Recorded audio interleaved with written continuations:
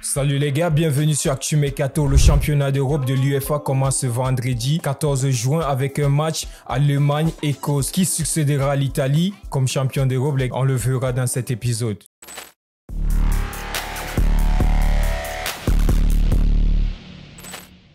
L'Allemagne en tant que nation hôte fait partie des principaux favoris au titre de champion d'Europe 2024. D'autant plus que cette compétition est très importante pour Toni Kroos qui va effectuer sa dernière compétition internationale avant de prendre sa retraite. Le professeur, le maestro Toni Kroos espère finir cette compétition en faisant une performance mémorable. À ses côtés au milieu de terrain, nous avons la pépite, la révélation de cette saison avec le Bayer Leverkusen, Florian Wirtz, qui va ramener de la qualité technique et du dynamisme à cette équipe allemande. Après les défaites de ces dernières années en compétition internationale, l'Allemagne compte sur l'avantage de jouer à domicile pour renouer avec le succès. D'autant que la dernière victoire de l'Allemagne à l'Euro remonte à 1996. Là, ils espèrent renouer avec le succès et on espère que cela puisse se faire aujourd'hui vu la qualité qu'a l'équipe allemande avec tous ces grands joueurs-là. L'équipe d'Espagne se présente à l'Euro avec une nouvelle génération de joueurs très prometteurs. Nous avons Lamine Yamal qui a rapidement rejoint l'équipe nationale d'Espagne après ses performances impressionnantes avec le FC Barcelone. Il sera le plus jeune joueur de cette compétition, mettant en avant toutes ses qualités techniques et aussi les gars tous les espoirs du football espagnol. Lamine Yamal sera accompagné de Nico Williams et de Pedri qui devront aussi faire des efforts pour que la sélection espagnole puisse retrouver le succès comme en 2008, en 2010 et en 2012. L'équipe d'Italie arrive cette année à l'Euro 2024 avec l'ambition de conserver son titre de champion d'Europe. L'équipe d'Italie, connue pour son jeu défensif et son esprit très combatif, compte sur l'expérience de ses joueurs et aussi quelques talents de Série A qui se sont révélés cette saison. Mais vu son absence à la Coupe du Monde 2022, l'équipe d'Italie arrive à cet Euro pas dans la peau d'un favori.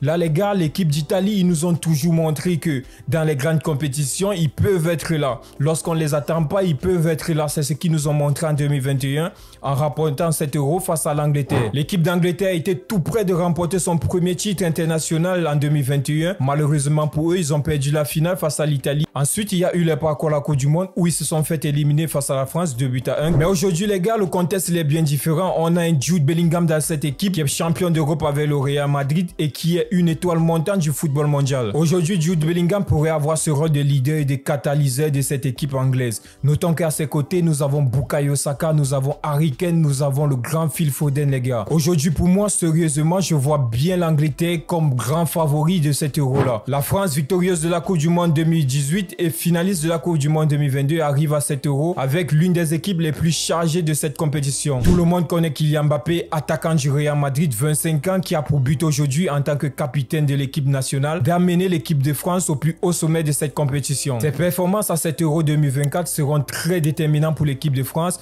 et aussi très médiatisées vu qu'il vient de signer son contrat avec le Real Madrid. Mais l'équipe de France compte aussi sur d'autres talents tels qu'Antoine Griezmann, Ousmane Dembélé, Olivier Giroud, Bradley Barcola, Randal Kolo Muani, Marcus Thuram. Les gars, notons aussi le grand retour de N'Golo Kanté qui sera très bénéfique pour cette équipe-là et la stabilité. À ces grands favoris, notons aussi la présence de certaines équipes qui seront là en tant que outsiders. Nous avons la Belgique avec la fin du nez, les gars, la fin du génération avec Kevin De Bruyne et Lukaku. De l'autre côté aussi, nous avons la Croatie avec la fin du nez, Modric, Rakitic, Kovacic et aussi Perisic. Là, de l'autre côté, nous avons au Portugal, les gars, peut-être, je le dis avec un pansement au cœur, la dernière compétition pour ces grands hommes, pour ce GOAT Cristiano Ronaldo qui va peut-être vivre son dernier Euro à 39 ans. Aujourd'hui, le Portugal avec Cristiano Ronaldo et le Portugal sans Cristiano Ronaldo, il y a une grosse différence. Nous l'avons vu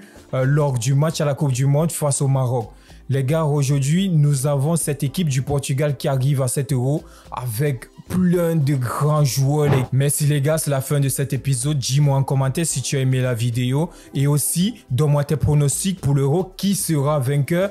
Quels sont les favoris? Quels sont les outsiders? Et qui sera l'équipe flop de cet Euro? J'attends vos commentaires. N'hésite pas à partager et t'abonner à la chaîne Actu Mercato. Merci. Ciao.